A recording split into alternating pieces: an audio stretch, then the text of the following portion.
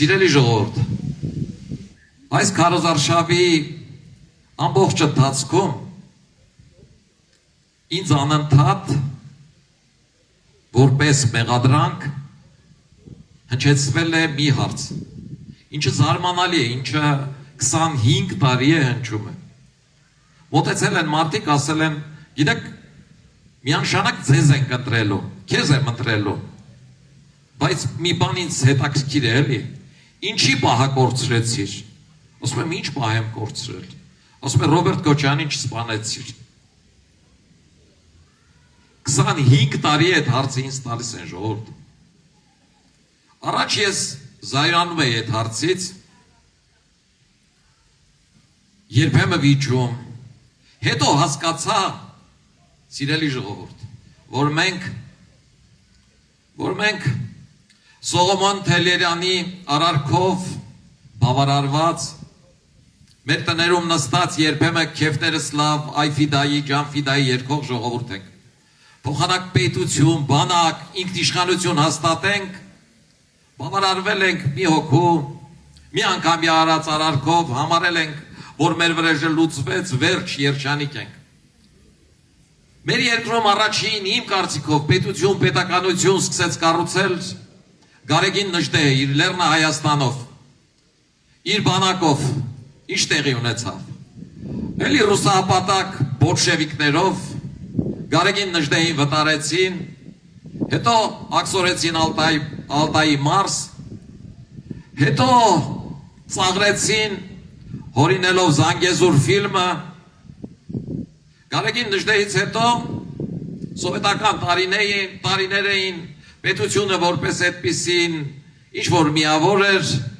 հետո եկավ միացում ու եկավ Վազգենը։ Վազգենն ասաց անկախությունը բացարձակ արժեք է, Վազգենի սպանեցին։ Սիրելի ժողովուրդ, յուրաքանչյուր ժողովուրդ իր անկախության համար պիտի պայքարի, յուրաքանչյուր ժողովուրդ իր անկախության համար պիտի ջանքեր թափի, յուրաքանչյուր ժողովուրդ պիտի օրնի բուն աշխատի, որովհետև այդ արժեքը բացառիկ արժեք է, Աստծո տված արժեք է։ 2021 թվականին պարտությունից հետո ընտրությունների ժամանակ մեր ժողովուրդը ջանաց, բայց քիչ ջանաց, քիչ պայքարեց, որովհետև ազգային ժողով մտան ռուսական ազդեցության, ռուսահապատակ քաղաքական կուսակցություններ, որոնք այդտեղ չպետք է լինեին, որովհետև այդ պարտության պատճառներից մեկն էլ իրենք էին։ Եվ ինչ այդ ուժերը տեղավորվեցին, հանգստացան, սկսեցին կախվել Հայաստանի անկախության ոտքերից ու հանկարծ Հայաստանը կես քայլ դեպի աջ ու ձախ, այս ուժերը արդեն Ռուսաստանից եկող հրահանգներով սկսեցին լուրեր տարածել Հայաստանում։ Հիմա սիրելի ժողովուրդ, 2026 թվականին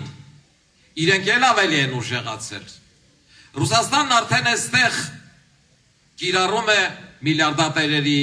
օլիգարխների, ահռելի մեծ փողեր, պատժամիջոցներ կամ արգելանքներ է մտցնում հայկական տարբեր ապրանքատեսակների վրա։ Ու այս ամեն ինչը շարունակելու է սիրելի ժողովուրդ։ Ու եթե մենք այս ընտրություններին էլ այդ ուժերին քվետանք, ապա հաջորդը կարող է ընտրություն չլինի, հաջորդը կարող է ազգային ազատագրական պայքարի վերածվի, որովհետև մենք կարող է վերածվենք գուբերնիայի։ Հետևաբար սիրելի ժողովուրդ, հորդորում եմ ձեզ ու խնդրում եմ ձեզ, քվեջ չտալ ռուսական ազդեցությամբ, Ռուսաստանից հնչող մոտեցումները Հայաստանում բարձրաձայնող ուժերին։ Եթե անգամ կան մարդիկ, որոնք մոլորված են, որոնք անցյալի հետ կապված են քվել տան, գոնե այդ ուժերը ազգային ժողովում լինեն այսօրվա եղածից կեսից պակաս։ Սիրելի ժողովուրդ, ազգային ժողովում պիտի լինի արևմտաբեդ ուժ, ձեր աչքի տեսած, ձեր աչքի առածով ճանապարհ անցած, որը Հայաստանը տանում է դեպի քաղաքակիրթ աշխարհ, դեպի ժողովրդավարություն, դեպի զարգացող աշխարհ։ Սիրելի ժողովուրդ, նման կուսակցություն ենք մենք ձեր աչքի առաջ, Այս գլուխ գովանություն չի, այս մեծամտություն չի։ Մենք փորձվել ենք ամեն փորձություններով, ապրիլի 12-ից մարտի 1-ով։ Մենք անընդհատ պաշտպանել ենք Հայաստանի ինքնիշխանությունը, պատերազմից առաջ, պատերազմի ժամանակ, պատերազմից հետո, երբ Հայաստանում իշխանափոխություն էին անում, երբ գլխավոր շտաբներ հայտարարում, որ պիտի հրաժարական տան, մենք հարթակ ենք բարձրացել, առանց մտածելու, որ վաղը կարող է փոխվի։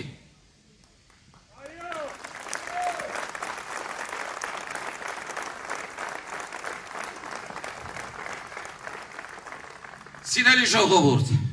արևմտամետ ուժի պիտի քվե տալ նաև եւ քվե պիտի տալ Հանրապետություն կուսակցությանը, որովհետեւ մենք ասում ենք, որ պարտությունից հետո հնարավոր է հաղթել։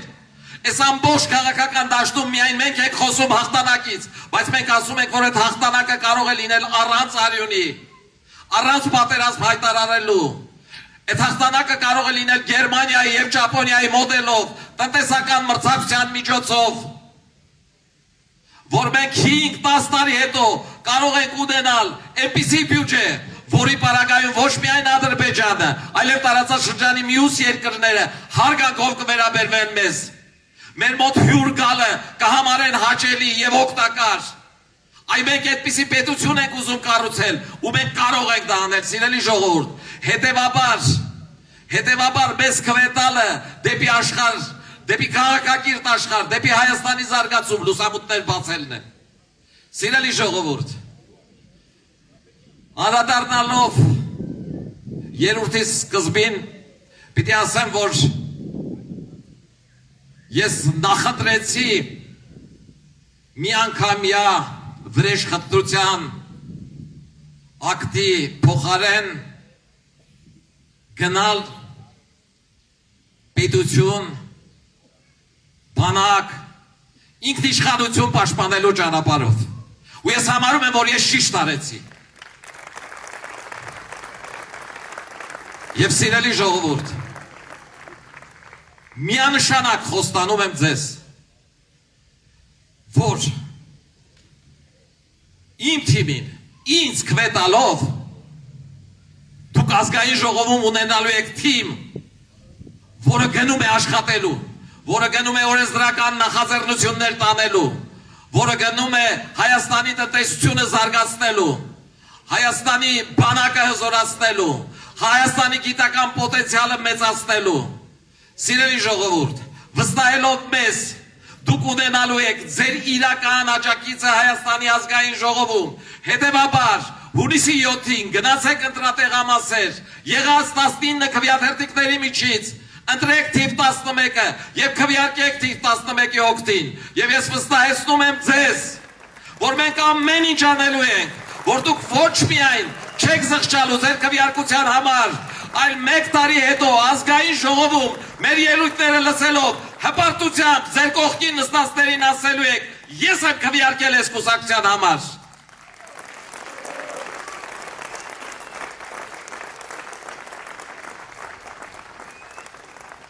Հետևաբար, սիրելի ժողովուրդ,